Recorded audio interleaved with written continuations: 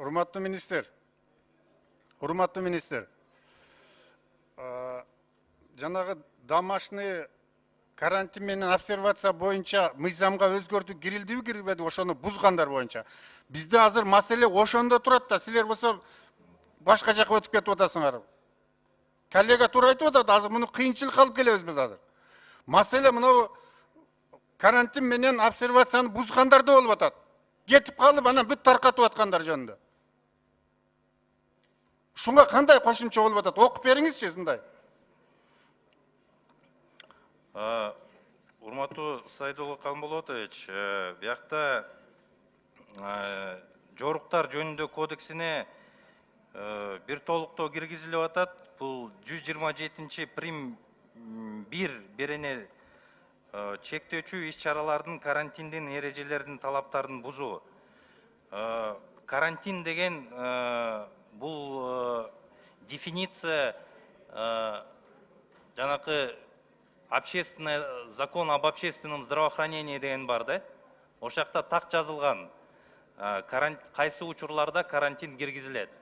Анан порядок ведения карантина определяется правительством деп жазылып турат да.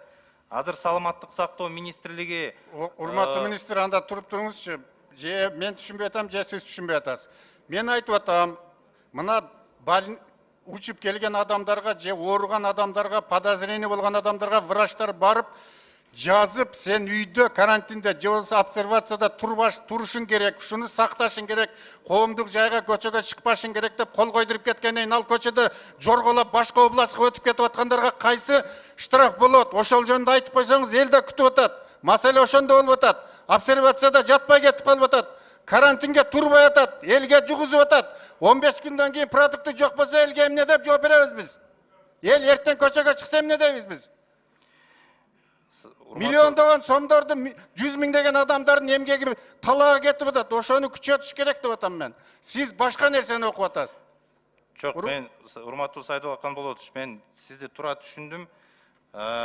Эгерде ушундай кишилер талаптарды аткарбаса, бул мыйзам боюнча биринчи категориядагы айып пул менен жазаланат. Азыркы жоруктар жөнүндө кодекси боюнча бул 20 миң, 30 миңге чейин айып.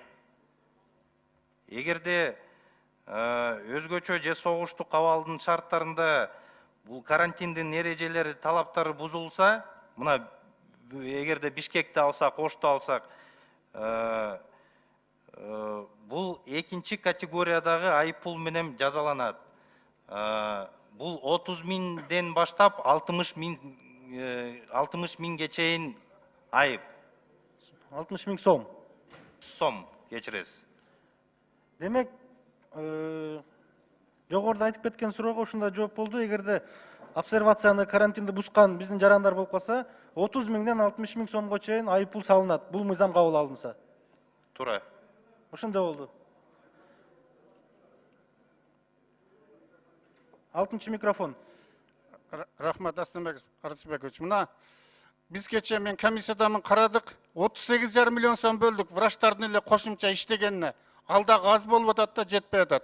Анан бир адам ошентип жуктурса, биз ошентип жүрө беребизби, мышык чычкан ойнап, жылдап? Биз элдерге акча төлөшүбүз керек да, иши жок отурган адамдарга. Андай болбойт, чараны катуураак колдонуш керек. Аларды изоляция кылыш керек болсо. Киргизиш керек киргизген жерине.